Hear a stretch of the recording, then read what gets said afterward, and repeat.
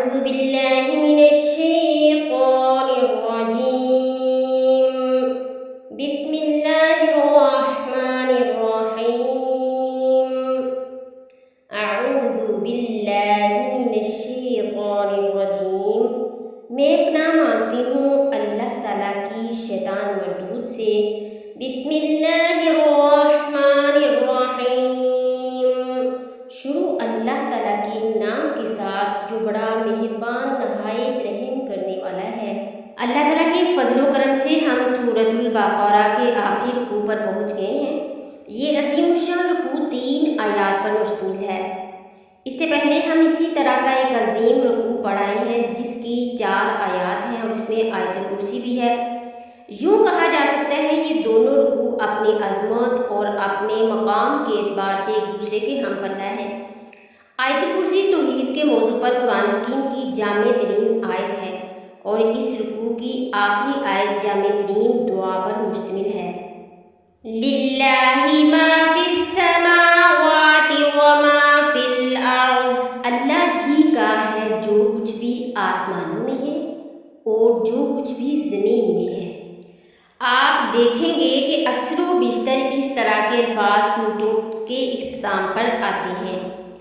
وَإِن تُبْدُوا مَا فِي أَنفُسِكُمْ أَوْ تُخْفُوهُ يُحَاسِبْكُم بِهِ اللَّهُ. اور جو کچھ تمہارے دلوں میں ہے خواہ تم اسے ظاہر کرو خواہ چھپاؤ اللہ تم سے اس کا محاسبہ کر لے گا. وَإِن تُبْدُوا اور اگر تم ظاہر کرو مَا فِي أَنفُسِكُمْ جو کچھ تمہارے دلوں میں ہے أَوْ تُخْفُوهُ یا تم اس کو چھپاؤ يُحَاسِبْكُم بِهِ اللَّهُ تو اللہ تعالیٰ اس پر محاسبہ کر لے گا. تمہاری نیتیں اس کے علم میں ہیں. ایک حدیث میں الفاظ ہیں إِنَّ اللَّهَ لَا يَنظُرُ إِلَىٰ صُوَرِكُمْ وَأَمْوَالِكُمْ وَلَٰكِنْ يَنظُرُ إِلَىٰ قُلُوبِكُمْ وَأَعْمَالِكُمْ. یقیناً اللہ تعالیٰ تمہاری صورتوں کو اور تمہاری مال و دولت کو نہیں دیکھتا بلکہ تمہارے دلوں کو اور تمہارے اعمال کو دیکھتا ہے. تو تمہارے دل میں جو کچھ ہے خواہ اسے کتنا ہی چھپا لو اللہ کے محاسبے سے نہیں بچ سکو گے. فَيَغْفِرُ لِمَن يَشَاءُ وَيُعَذِّبُ مَن يَشَاءُ. فَيَغْفِرُ پھر وہ بخش دے گا لِمَن يَشَاءُ جس کو چاہے گا وَيُعَذِّبُ اور عذاب کرے گا مَن يَشَاءُ جس کو چاہے گا. پھر وہ بخش دے گا جس کو چاہے گا اور عذاب دے گا جس کو چاہے گا. اختیار مطلق اللہ کے ہاتھ میں ہے. ہمارے ہاں اہل سنت کا عقیدہ یہی ہے کہ اللہ تعالیٰ پر لازم نہیں ہے کہ نیکوکار کو اس کی جزا ضرور دے اور بدکار کو اس کی سزا ضرور دے. یہ دوسری بات ہے کہ اللہ ایسا کرے گا لیکن اللہ کی شان اس سے بہت اعلیٰ اور بلند ہے کہ اس پر کسی شے کو لازم قرار دیا جائے. اس کا اختیار مطلق ہے. وہ فعال لما یرید ہے. سورۃ الحج میں الفاظ ہیں إِنَّ اللَّهَ يَفْعَلُ مَا يَشَاءُ یقیناً اللہ جو چاہتا ہے کرتا ہے. وَاللَّهُ عَلَىٰ كُلِّ شَيْءٍ قَدِيرٌ اور اللہ ہر چیز کی قدرت رکھتا ہے. آمَنَ الرَّسُولُ بِمَا أُنزِلَ إِلَيْهِ مِن رَّبِّهِ وَالْمُؤْمِنُونَ. آمن الرسول ایمان لائے رسول صلی اللہ علیہ وآلہ وسلم بما انزل الیہ اس چیز پر جو نازل کی گئی من ربہ ان کی جانب ان کے رب کی طرف سے والمؤمنون اور مومنین بھی ایمان لائے. یہ ایک غور طلب بات ہے اور بڑا باریک نکتہ بھی ہے کہ نبی اکرم صلی اللہ علیہ وآلہ وسلم پر جب وحی آئی تو آپ صلی اللہ علیہ وآلہ وسلم نے کیسے پہچان لیا کہ یہ بدرو نہیں ہے یہ جبرائیل امین ہے.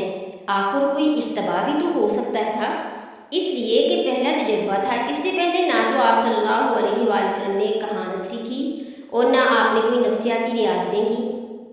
آپ صلی اللہ علیہ وآلہ وسلم تو ایک کاروباری آدمی تھے اور اہل و عیال کے ساتھ بہت ہی بھرپور زندگی گزار رہے تھے. آپ صلی اللہ علیہ وآلہ وسلم کا بلند ترین سطح کا امپورٹ ایکسپورٹ کا کاروبار تھا۔ یہ در حقیقت آپ صلی اللہ علیہ وآلہ وسلم کی فطرت سلیمہ تھی، جس نے وحی لانے فرشتے کو پہچان لیا، اور آپ صلی اللہ علیہ وآلہ وسلم اس وحی پر ایمان لائے۔ نبی کی فطرت اتنی پاک اور صاف ہوتی ہے کہ اس کے اوپر کسی بدروح وغیرہ کا کوئی اثر ہو ہی نہیں سکتا۔ بہرحال ہمارے لیے بڑی تسکین کی بات ہے کہ اللہ تعالیٰ نے اپنے رسول صلی اللہ علیہ وآلہ وسلم کے ایمان کے تذکرے کے ساتھ ہمارے ایمان کا تذکرہ کیا۔ اللہ تعالیٰ ہمیں اصحاب ایمان میں شامل فرمائے۔ اللہم ربنا جعلنا منہم کل آمن باللہ وملائکتہ وکتبہ ورسلہ۔ کل آمن باللہ، یہ سب ایمان لائے اللہ پر، وملائکتہ، اور اس کے فرشتوں پر، وکتبہ، اور اس کی کتابوں پر، ورسلہ، اور اس کے رسولوں پر۔ یہ سب ایمان لائے اللہ پر، اس کے فرشتوں پر، اس کی کتابوں پر اور اس کے رسولوں پر۔ سورہ بقرہ میں یہ دوسرا مقام ہے یہاں ایمان کے اجزاء کو گنا گیا ہے۔ اس سے پہلے آیت البر آیت جو ہے 177 میں اجزاء ایمان کی تفصیل بیان ہو چکی ہے۔ لا نفرق بین احد من رسلہ، یہ کہتے ہیں کہ ہم اللہ کے رسولوں میں کسی کے درمیان کوئی تفرقہ نہیں کرتے۔ یہ بات تیسری مرتبہ آ گئی ہے کہ اللہ کے رسولوں کے درمیان کوئی تفریق نہیں کی جائے گی۔ 16ویں رکوع میں ہم یہ الفاظ پڑھ چکے ہیں، لا نفرق بین احد منہم وَنَحْنُ لَهُ مُسْلِمُونَ، ہم ان میں کسی کے درمیان فرق نہیں کرتے اور ہم اللہ ہی کے فرما بردار ہیں۔ ایک اور آیت میں اللہ تعالیٰ نے فرمایا ہے وَالَّذِينَ يُؤْمِنُونَ بِمَا أُنزِلَ إِلَيْكَ وَمَا أُنزِلَ مِن قَبْلِكَ، وہ لوگ جو ایمان رکھتے ہیں اس پر بھی جو اے نبی صلی اللہ علیہ وآلہ وسلم پر آپ پر نازل کیا گیا اور اس پر بھی جو آپ سے پہلے نازل کیا گیا۔ البتہ رسولوں کے درمیان تفصیل ثابت ہے اور ہم یہ آیت پڑھ چکے ہیں پہلے بھی، تِلْكَ الرُّسُلُ فَضَّلْنَا بَعْضَهُمْ عَلَى بَعْضٍ مِّنْهُمْ مَنْ كَلَّمَ اللَّهُ وَرَفَعَ بَعْضَهُمْ دَرَجَاتٍ، یہ رسول جو ہیں ہم نے ان میں سے بعض کو بعض پر فضیلت دی ہے، ان میں سے وہ بھی تھے جن سے اللہ نے کلام کیا اور بعض کے درجے کسی اور اعتبار سے بلند کر دیے۔ وَقَالُوا سَمِعْنَا وَأَطَعْنَا، اور وہ کہتے ہیں کہ ہم نے سنا اور اطاعت کی۔ غفرانک ربنا، پروردگار ہم تیری بخشش مانگتے ہیں۔ غفرانہ کا مفعول کی وجہ سے منصوب ہے، یعنی نسألک غفرانک، اے اللہ ہم تجھ سے تیری مغفرت طلب کرتے ہیں، ہم تیری بخشش کے طلبگار ہیں۔ وَإِلَيْكَ الْمَصِيرُ، اور تیری ہی جانب لوٹ کر جانا ہے۔ لا يكلف الله نفسا إلا وسعها، لا يكلف الله نفسا، اللہ تعالیٰ نہیں ذمہ دار ٹھہرائے گا کسی جان کو، الا وسعها، مگر اس کی وسعت کے مطابق۔ یہ آیت جو ہے اللہ تعالیٰ کا بہت بڑا فضل و کرم ہے ہم پر۔ لا یکلف اللہ نفسا الا وسعها کے الفاظ جو ایک اہم اصول بیان کر دیا گیا ہے۔ بعض لوگ دنیا کی زندگی میں اس کا غلط نتیجہ نکال بیٹھتے ہیں، وہ دنیا کے معاملات میں تو خوب بھاگ دوڑ کرتے ہیں لیکن دین کے معاملے میں کہہ دیتے ہیں کہ ہمارے اندر صلاحیت اور استعداد ہی نہیں ہے، یہ محض خود فریبی ہے۔ طاقت اور ذہانت تو صلاحیت کے بغیر تو دنیا میں بھی آپ محنت نہیں کر سکتے، کوئی نتائج حاصل نہیں کر سکتے، کچھ کما نہیں سکتے، لہٰذا اپنے آپ کو یہ دھوکہ نہ دیجیے اور جو کچھ کر سکتے ہوں وہ ضرور کیجیے۔ اپنی شخصیت کو کھود کر اس میں جو کچھ نکال سکتے ہوں وہ نکالیے۔ ہاں آپ نکال سکیں گے اتنا ہی جتنا آپ کے اندر جو ہے طاقت ہے، زیادہ کہاں سے لے آئیں گے؟ اور اللہ نے کس میں جو ہے طاقت رکھی ہے وہ وہی جانتا ہے۔ تمہارا محاسبہ اسی کی بنیاد پر ہوگا جو کچھ اس نے تمہیں دیا ہے۔ اس مضمون کی اہمیت کا اندازہ کیجئے کہ یہ قرآن مجید میں 5 مرتبہ آیا ہے۔ لہا ما کسبت وعلیہا مکتسبت، لہا ما کسبت اسی جان کے لیے ہے جو اس نے کمایا، وعلیہا مکتسبت اور اسی کے اوپر وبال بنے گا جو اس نے برائی کمائی۔ لہا ما کسبت سے مراد ہے جو بھی نیکی اس نے کمائی ہوگی وہ اس کے لیے ہے، اس کے حق میں ہے، اس کا اجر و ثواب اسے ملے گا۔ علیہا مکتسبت سے مراد ہے کہ جو بدی اس نے کمائی ہوگی اس کا وبال اسی پر آئے گا، اس کی سزا اس کو ضرور ملے گی۔ اب وہ دعا آ گئی ہے جو قرآن مجید کی جامع ترین اور عظیم ترین دعا ہے۔ ربنا لا تؤاخذنا ان نسینا او اخطأنا، ربنا لا تؤاخذنا، اے ہمارے رب ہم سے مواخذہ نہ فرمانا، ان نسینا اگر ہم بھول جائیں، او اخطأنا یا ہم سے خطا ہو جائے۔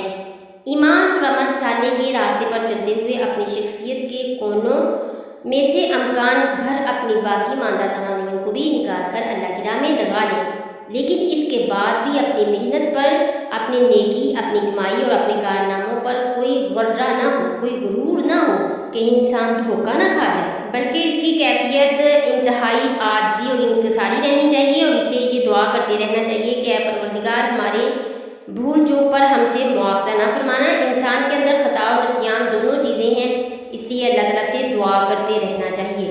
ربنا ولا تحمل علينا إصرا كما حملته على الذين من قبلنا، اور اے ہمارے رب ہم پر ویسا بوجھ نہ ڈال جیسا تو نے ان لوگوں پر ڈالا تھا جو ہم سے پہلے تھے۔ ایک بوجھ وہ ہوتا ہے جس کو لے کر انسان چلتا ہے، اسی سے حمال بنا ہے جو ایک بوری کو یا بوجھ کو اٹھا کر چل رہا ہے۔ جو بوجھ آپ کی طاقت میں ہے اور جسے لے کر آپ چل سکیں وہ حمل ہے، اور جس بوجھ کو آپ اٹھا نہ سکیں وہ آپ کو بٹھا دے، اس کو اسر کہتے ہیں۔ یہ لفظ سورۃ الاعراف میں پھر آئے گا۔ ان الفاظ میں محمد صلی اللہ علیہ وسلم کی یہ شان بیان ہوئی ہے کہ انہوں نے لوگوں کے وہ بوجھ جو ان کی طاقت سے بڑھ کر تھے ان کے کندھوں سے اتار دیے۔ ہم سے پہلے لوگوں پر بڑے بھاری بوجھ ڈالے گئے تھے۔ شریعت موسوی ہماری شریعت کی نسبت بہت بھاری تھی، جیسے ان کے ہاں روزہ رات ہی سے شروع ہو جاتا تھا، لیکن ہمارے لیے یہ کتنا آسان کر دیا گیا کہ روزے سے رات کو نکال دیا گیا اور سحری کرنے کی تاکید فرما دی گئی۔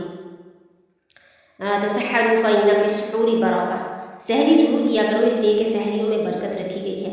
پھر رات میں تعلق زن و شو کی اجازت دی گئی۔ ان کے روزے میں خاموشی بھی شامل تھی، یعنی نہ کھانا پینا، نہ تعلق، نہ پینا، اور نہ ہی جو ہے گفتگو کرنا۔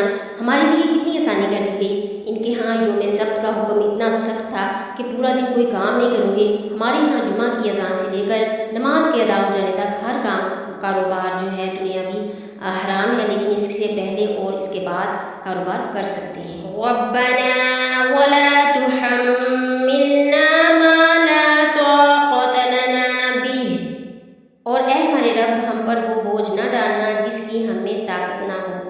واعف عنا، اور ہم سے درگزر فرماتا رہ، ہماری لغزشوں کو معاف کرتا رہ۔ واغفر لنا، اور ہمیں بخشتا رہ، ہماری خطاؤں کی پردہ پوشی فرما دے۔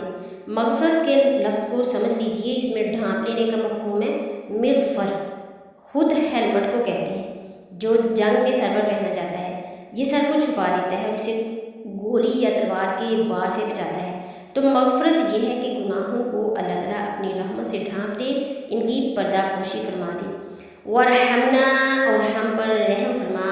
انت مولانا، تو ہمارا مولا ہے، تو ہمارا پشت پناہ ہے، ہمارا والی، ہمارا حامی و مددگار ہے۔ فانصرنا علی القوم الکافرین، بس ہماری مدد فرما کافروں کے مقابلے میں۔